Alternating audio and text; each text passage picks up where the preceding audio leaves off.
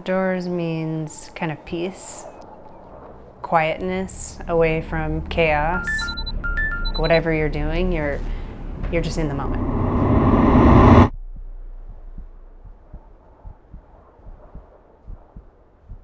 A lot of kids that live in cities, they don't know a lot about outdoors. So I try to represent more of a diverse group of people and just relating to other people, which you can't necessarily get that from someone who hasn't experienced it. I'm Joslynn Peterson. I'm a strength coach based out of Boulder, Colorado, and I also work online with clients. So I love working with organizations that promote basically BIPOC or diversity in safe groups, because I think it's super important because a lot of these groups of people have never gotten to experience that. I'm very open, but there are a lot of people who aren't, and they would only feel comfortable with someone who is more similar to them. I used to get so mad when I was little because I would actually want cottage cheese and cantaloupe, and then I'd open it up and it would be beans because my grandma would fill every single thing with beans. So, but now we do it. It'll be ingrained in me forever, just giving your best at everything that you do. That definitely comes from my grandparents and from my mom, just always trying. Hi. Hi. You ready to warm up for your I grew up with a single mom, also with my grandma and grandpa. They're both immigrants from Guatemala, so they didn't really speak any English. I watched my mom working all the time. I was with my grandma, she'd walk me to school, and I watched my grandpa always going to work. So just watching family members work really hard, and it really just instilled try to just do your best and, not necessarily provide for your family, but work hard at whatever you're doing. So I didn't know I had ADHD probably up until 6 years ago. So I feel like my life has drastically changed over the last 6 years because I've been able to address that and try to really adapt to knowing what works and doesn't work for me. When I was younger, I didn't know what was wrong with me, and nothing is wrong with me, but I just felt like I was dumb. I just knew that I needed to work really hard, and I always had to work way harder than all of my classmates. I got a test done about 6 years ago and basically was diagnosed with severe ADHD, and they even trialed me and put me on a ton of Adderall. They were watching everything and it didn't work. So they were like, you have about 5 to 7 seconds of paying attention.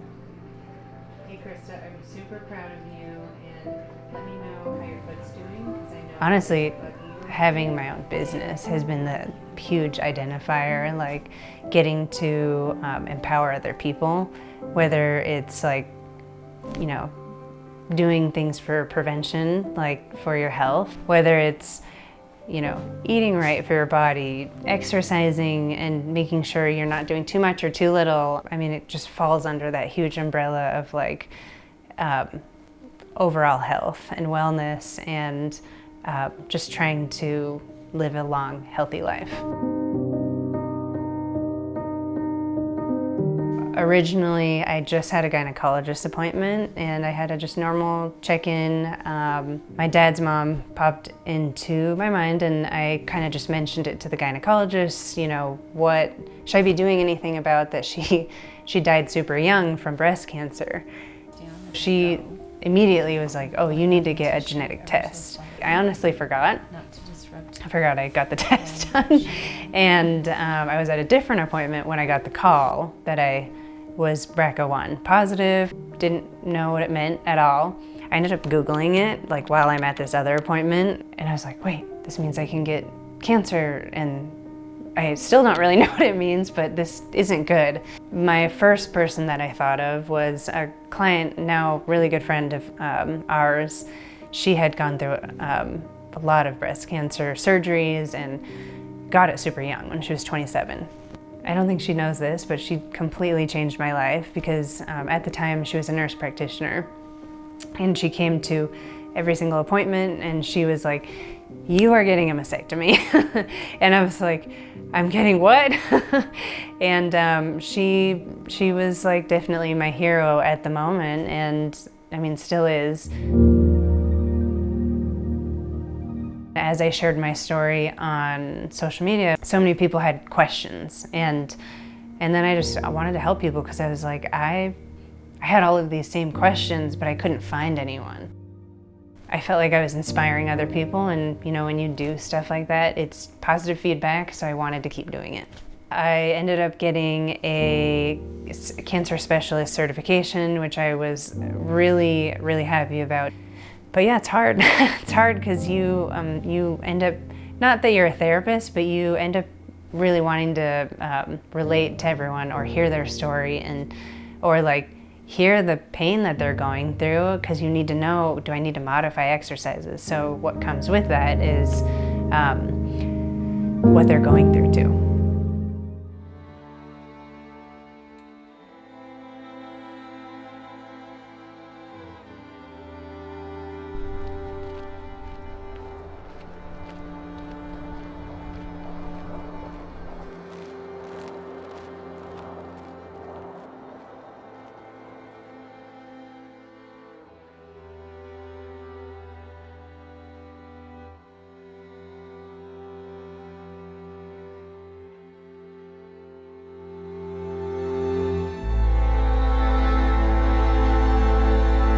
I choose to keep going.